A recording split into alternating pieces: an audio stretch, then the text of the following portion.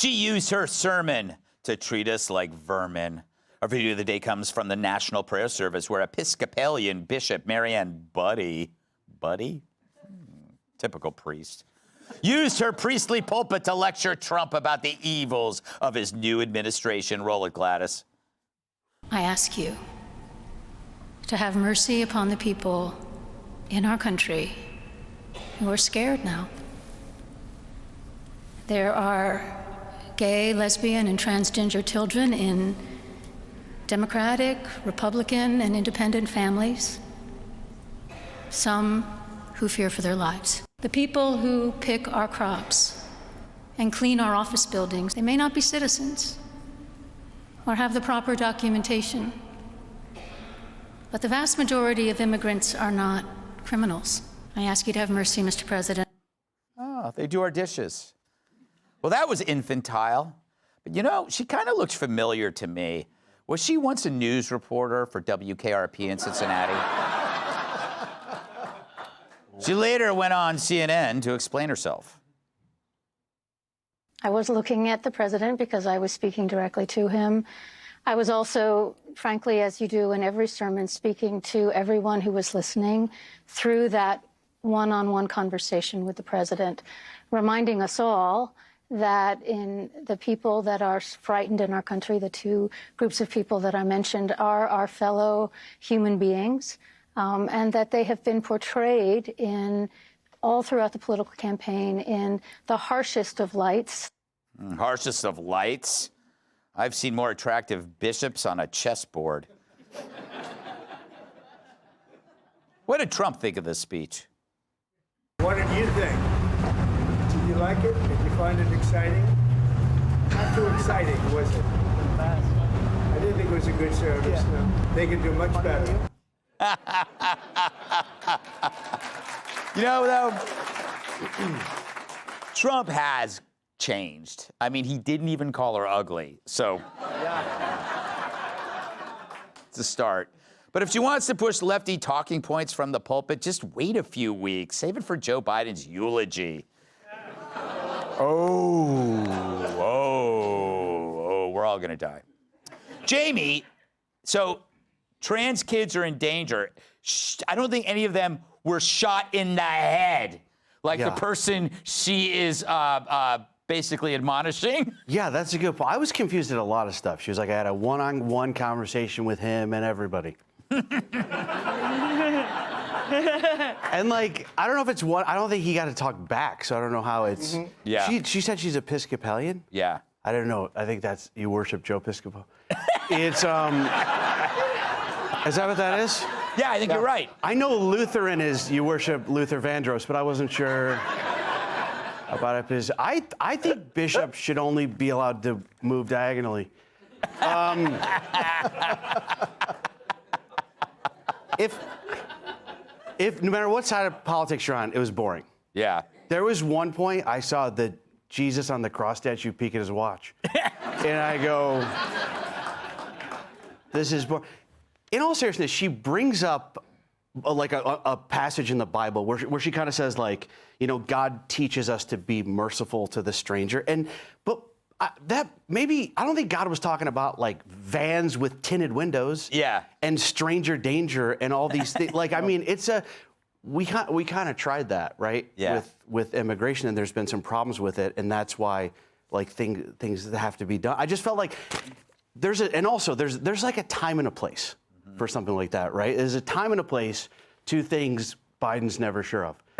But I just felt like it was like for sure an inappropriate time to do something like that. And if nothing else, kind of confusing and kind of like there's many, many ways to interpret the Bible. And I thought that was a kind of like a narrow way to do it. Yeah, I think the thing is, I mean, maybe, you know, you think about all the victims, Kat, of illegal immigrants, or the fact that legal immigrants are against illegal immigration because they waited in line, you know? Okay, so the way that he handled it, he didn't get into any of that. Yeah. I think that he didn't get into any of the content of anything she said. He didn't say, well, actually, how could you say this when so-and-so did this? He just said, you were boring. Yeah. Which I think she wanted to have a debate of some kind. I think everybody sat there And I think she wanted to get a rise out of him. I think that she wanted to kind of go there. And the best way, I think, really to handle somebody who's trying to upset you is to just say that all your insults weren't that exciting. Yeah. I like that was I would say that was a masterful move in terms of handling it. Tyrus. She didn't call him a Nazi, so that's well. Anytime someone asks me to go to church, I'll just break this little gem out. Like, I'm not putting up with that. I'm good. I'm going to watch the game. Like, this is the problem with activists. She's an activist, and she was pretending to be a person of God. To be an activist, to sit there and say that there was gay and lesbian and transgender children afraid. The only reason why they're afraid is because of your rhetoric. You're the ones who say that the boogeyman's coming to get you. You're the ones that say they're going to put you in camps. Trust me, the one thing that Trump can't do is keep a secret. You know what I'm saying? Yep. If he had plans, as soon as that inauguration speech would have been way different, and you would have seen all these guys with nets and, just showing up. Anybody with a rainbow, get them. Like, it's just stupid. Yeah. It's stupid.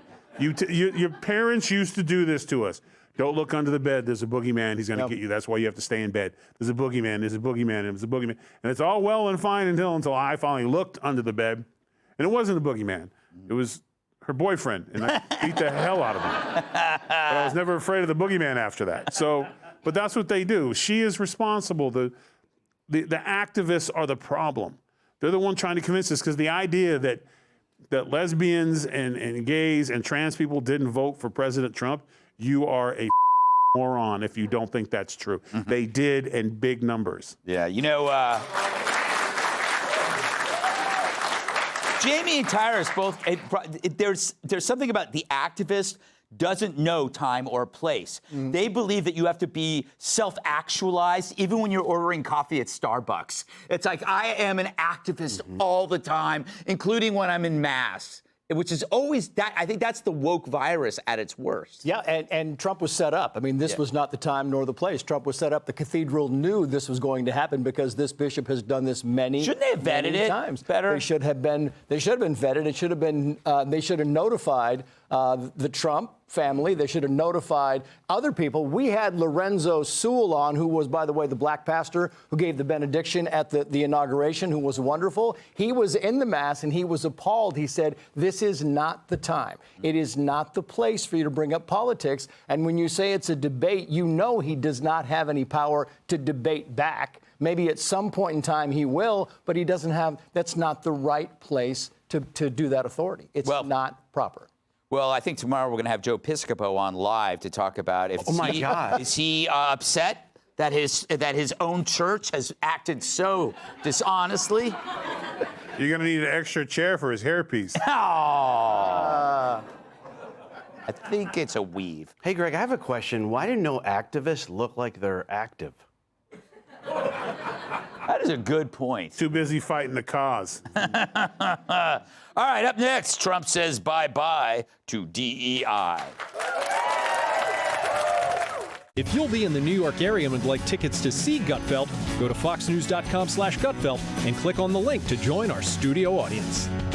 Hey, Sean Hannity here. Hey, click here to subscribe to Fox News YouTube page and catch our hottest interviews and most compelling analysis. You will not get it anywhere else.